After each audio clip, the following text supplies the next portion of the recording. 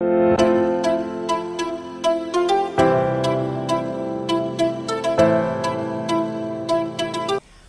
to Spoken English Make It Easy. Today is a very interesting topic for all of us, and the people, they consider it as a most difficult also. And one girl, she told me, sir, I am interested in spoken English, but don't teach me tenses. And I don't want to learn them, but I want to speak very well and good English. So why I told you this is very interesting is the verb is the most difficult part of any language. So why the verb is important? మీ అందరికి బాగా తెలుసు, verb అనేటువంటిది ఒక action, అంటే మనం చేసే పనిని గురించి చెప్తుంది. అదే కాకుండా it also denotes the time of action. So ఎప్పుడు చేసామా పనిని, నిన్న చేసామా, ఇప్పుడు చేస్తున్నామా, రేపు చేస్తామా అనేటువంటిది అన్నిటినీ కూడా మనం క్లియర్గా చెప్పాలనుకున్నది, చెప్పదలుచుకున్నది ఎదుటి వాళ్ళకి అర్థమయ్యేలా చెప్పేటువంటిది, దానికి మనకి హెల్ప్ చేసేది ఒకటే ఒక పార్ట్ ఆఫ్ స్పీచ్ ఉంది మన ఇంగ్లీష్లో కానీ ఏ లాంగ్వేజ్లో కానీ, that is nothing but the verb కదా. సో ఈ వర్బ్ని మన ఏషియన్స్, ఎస్పెషలీ ఏషియన్స్ అంటే తెలుసు కదా మీకు, south Korea, north Korea, China, Pakistan, India, etcetera. So the Asians, so generally they find it very difficult. So because it is a non-native language for all of us, verb అనేటువంటిది కొంచెం కష్టంగానే ఉంటుంది. So మనం చెప్పదలుచుకున్నది నేను కరెక్ట్ చెప్తున్నానా, ఈ time కరెక్ట్గానే ఉందా, ఇది పాస్ట్ టైమా, ఫ్యూచర్ టైమా అనేటువంటిది మనకి డౌట్ ఎప్పుడూ ఉంటుందన్నమాట. సో కాబట్టి వాటికి మనకి హెల్ప్ చేసేటువంటిదే ఈ టెన్సెస్. సో ఇక్కడ రాసాను చూడండి. So this is called time and tense. So tense is nothing but the time. So ఎప్పుడు ఏ టైంలో మనం ఒక పనిని చేసామని చెప్పేటువంటిదే టైం అని అనండి, లేకపోతే మీకు ఈజీగా అర్థం కావడానికి టైం అని రాశాను. దాన్ని ఇంగ్లీష్లో గ్రామేరియన్స్ ఏమన్నారంటే టెన్సెస్ అని మనకి చెప్పారనమాట. యూనివర్సల్ టైమ్స్ 3 ఉన్నాయి మనకి.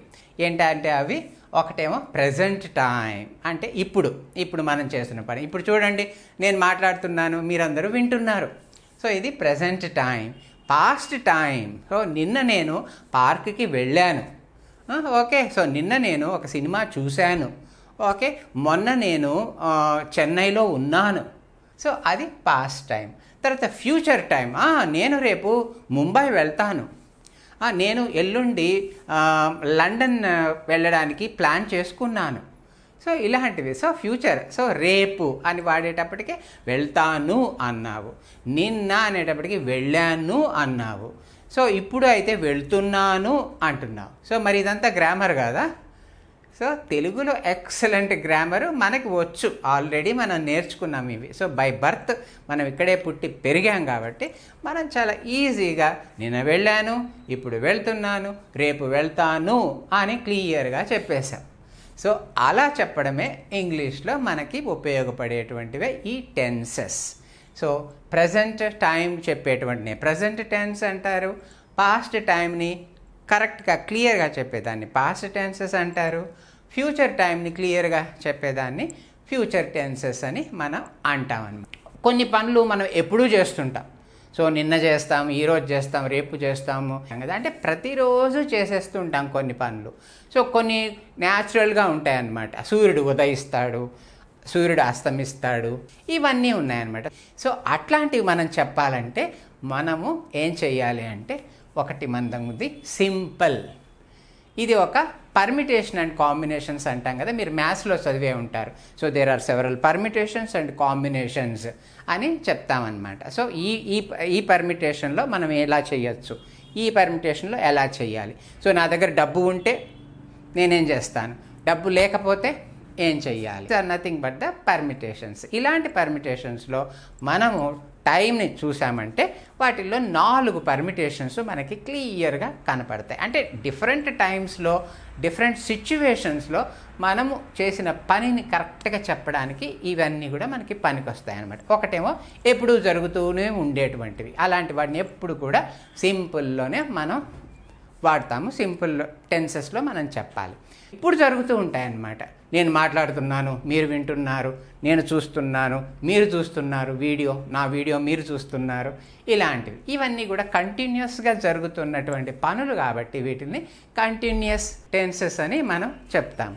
తర్వాత నెక్స్ట్ ఇంకొకటి వచ్చేసి ఏంటంటే, ఇక్కడ వీటిల్లో ఏమవుతుందంటే పర్ఫెక్ట్ టెన్సెస్ అని, పర్ఫెక్ట్ సిచ్యువేషన్ అనుకోండి.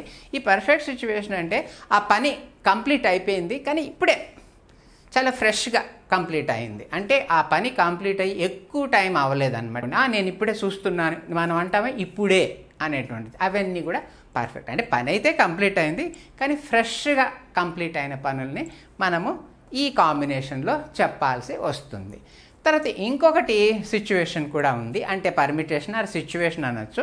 దీన్ని పర్ఫెక్ట్ కంటిన్యూస్ అంట. ఈ పర్ఫెక్ట్ కంటిన్యూస్ ఏంటంటే, ఒక పని గతంలో మొదలైపోయింది, ఓకే, సో ఆ పని ఇప్పుడు ఈ క్షణం వరకు జరుగుతూనే ఉంది.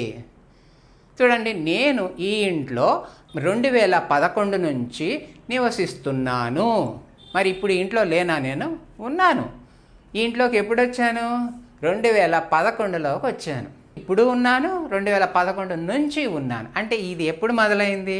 2011లో మొదలైన పని ఇప్పటికీ కూడా ఈ క్షణం వరకు కూడా కంటిన్యూ అవుతూ ఉంది. సో అలాంటి వాటినే పర్ఫెక్ట్ అంటే పని మొదలైపోయింది కాబట్టి ఇది పర్ఫెక్ట్లో ఉంది, తర్వాత ఇప్పటికీ కూడా కంటిన్యూ అవుతూ ఉంది కాబట్టి ఆ పని అది కంటిన్యూస్లో కూడా ఉంది. అంటే ఈ రెండిటికి కాంబినేషన్ అనమాట. ఈ continuous situation combined with perfect situation, ఈ రెండింటిని కలిపామంటే మనకి పర్ఫెక్ట్ కంటిన్యూస్ అనేది వస్తుంది. ఇవే టెన్సెస్ని మనం ఇంగ్లీష్లో చెప్పినవి ఎక్స్ప్లెయిన్ చేసినవి కూడా ఉన్నాయి. అవి కూడా కావాలంటే మీరు చూడొచ్చు, వాటిని రెఫర్ కూడా చేసుకోండి. ఓకేనా? ఇవి మీకు అర్థం కావడం కోసం సులభమైన మన భాషలో నేను మీకు ఎక్స్ప్లెయిన్ చేస్తున్నాను. ఓకేనా? తర్వాత మనం డీటెయిల్గా సబ్జెక్ట్లోకి వెళ్దాము. ఇది బ్రాడ్ అవుట్లైన్. మీరు అడగచ్చు నన్ను, సార్ ఇవి ఎందుకు, సింపుల్ ఎందుకు, కంటిన్యూస్ ఎందుకు, పర్ఫెక్ట్ ఎందుకు, పర్ఫెక్ట్ కంటిన్యూస్ ఎందుకు అని మీరు అడిగితే ఇదే డిఫరెంట్ సిచ్యువేషన్స్ని మనం చెప్పడానికే ఇవి కావాలి మనకి.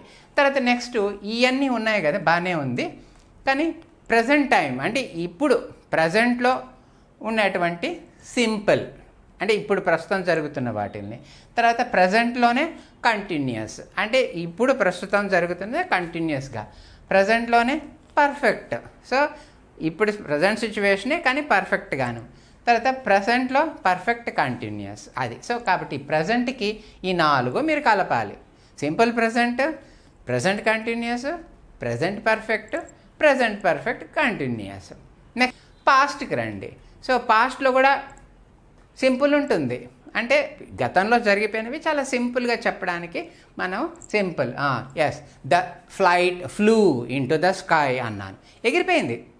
సో రన్వే మీద నుంచి ఆకాశంలోకి ఫ్లైట్ ఎగిరింది, అప్పుడు the flight flew into the sky అన్నాను, అప్పుడు అది సింపుల్ పాస్ట్ అని అనాలి మనం. తర్వాత కంటిన్యూస్, పాస్ట్ కంటిన్యూస్ అంటే గతంలో ఒక పని కొంత పీరియడ్ జరుగుతూ ఉన్నట్లయితే దాన్ని మనం పాస్ట్ కంటిన్యూస్లో చెప్పాల్సి ఉంటుంది అనమాట. The flight was flying in the sky for half an hour అన్నాను, అంటే ఒక ఫ్లైట్ ఆకాశంలో అరగంట నుంచి ఎగురుతూ ఉంది, వాజ్ ఫ్లయింగ్ అన్నాను, అప్పుడు అది పాస్ట్ కంటిన్యూస్ అని చెప్తాం మనం. తర్వాత ఇంకోటి పాస్ట్ పర్ఫెక్ట్. సో ఈ పాస్ట్ పర్ఫెక్ట్ చెప్పాలి అప్పుడు ది ఫ్లైట్ హ్యాడ్ ఫ్లోన్ చెప్పడం. తర్వాత next past perfect continuous. At the time I had been living in London for 5 years అంటాను, ఆ టైంలో నేను లండన్లో 5 సంవత్సరాలుగా ఉన్నాను అని చెప్పడం. సో అది పాస్ట్ పర్ఫెక్ట్ కంటిన్యూస్లో అయింది. అట్లాగే మీరు ఫ్యూచర్కి వచ్చంటే simple future, so future continuous, future perfect continuous. So కాబట్టి ఈ మూడింటిని టైములు తీసుకొని ఈ 4 మీరు కనుక క్లబ్ చేసేసారంటే మీకు అన్ని టెన్సులు వస్తాయి. 3 into 4 12. సో 12 టెన్సెస్ మనకి ఇంగ్లీష్ గ్రామర్లో ఉన్నాయి.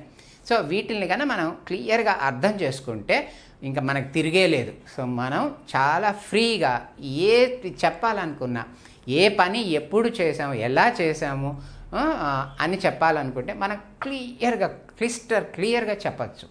సో ఎదుటి వాళ్ళకి కూడా క్లియర్గా అర్థమవుతుంది అనమాట. సో ఇక్కడ ఎటువంటి కన్ఫ్యూజన్ ఉండకూడదు. సో కాబట్టి మనం వీటిల్ని కొంచెం శ్రద్ధతో నేర్చుకోవాల్సి ఉంటుంది. నేర్చుకుంటే మాత్రం చాలా సులభం అయిపోతుంది. ఒక చిన్న ఎగ్జాంపుల్ చెప్తాను చూడండి. సింపుల్ ప్రజెంట్లో ఏముంటుంది, సబ్జెక్ట్ ఉంటుంది, సబ్జెక్ట్ పక్కనే వెర్బ్ ఉంటుంది. ఏం వెర్బ్ ఉంటుంది, V1 ఉంటుంది. మీకు ఆల్రెడీ తెలుసు, V1 అంటే రూట్ ఫాము, V2 అంటే past form of the verb, V3 అంటే పాస్ట్ పార్టిసిపల్ ఫాము, V4 అంటే ప్రజెంట్ పార్టిసిపల్ ఫామ్. ఇంతే, ఈ 4 ఫామ్స్ ఆఫ్ వెర్బ్స్ ఉన్నాయి మనకి. ఓకేనా? సో సింపుల్ చెప్పాలంటే సో సబ్జెక్ట్ ప్లస్ V1. నేను ఒక్కొక్క దాని గురించి వివరంగా మీకు చెప్తాను. సో మీరు వీటిని అబ్జర్వ్ చేశారంటే సబ్జెక్ట్ ఉంటుంది, సబ్జెక్ట్ పక్కనే వెంటనే V1 ఫామ్ ఆఫ్ వర్బ్ ఉంటుంది. ఒక స్ట్రక్చర్ మీకు తెలియాలి. సో సబ్జెక్ట్ తీసుకోండి, దాని పక్కనే V1 పెట్టండి. సో అది ప్రజెంట్ అయిపోయింది, సింపుల్ ప్రజెంట్. ఇంకపోతే సింపుల్ పాస్ట్ అన్నాను, ఇది పాస్ట్లోకి వచ్చారంటే సింపుల్ పాస్ట్ ఏముంది, ఇందులో ఏముంది. సో సింపుల్ పాస్ట్లో సబ్జెక్ట్ తీసుకోండి, దాని పక్కన V2 పెట్టండి. వీటిల్లో నాకు డిఫికల్ట్ పార్ట్ ఏముందో మీరు నాకు చెప్పాలా, చెప్పండి.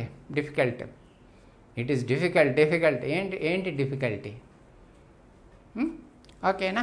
తర్వాత నెక్స్ట్ పర్ఫెక్ట్ టెన్సెస్లోకి వచ్చారనుకోండి, ఇవి కూడా చాలా సింపుల్గా ఉంటాయి. ఈ పర్ఫెక్ట్ టెన్స్లో ఆల్రెడీ ఇది మనం డిస్కస్ చేసేసాము. హ్యాజు, హ్యావ్, హ్యాడ్ అని ఈ 3 ఉంటాయి. వీటితో పాటు V3 ఉంటుందని. అవన్నీ perfect tenses. Time and tense, we have 3 universal times: present time, past time and future time. Okay, so you can also call time as tense, present tense, past tense and future tense. Okay, and there are 4 different permutations or combinations of explaining the happening of any particular event. ఎప్పుడు జరిగింది అని చెప్పడానికి ఇవి మనకు బాగా ఉపయోగపడతాయి. సింపుల్గా చెప్పడము, continuous activities which are going on, కంటిన్యూస్గా పోతున్న వాటిని చెప్పడము, పర్ఫెక్ట్ జరిగిపోయిన పనిని, అప్పుడే జరిగిపోయిన పనిని చెప్పడము, గతంలో మొదలయ్యి ఇప్పుడు కూడా ఈ క్షణానికి కూడా జరుగుతూ ఉంటే అలాంటి పనులు చెప్పడము. వాటిల్లో present simple, present continuous, present perfect continuous, past simple, past continuous, past perfect continuous, future simple, future continuous, future perfect continuous.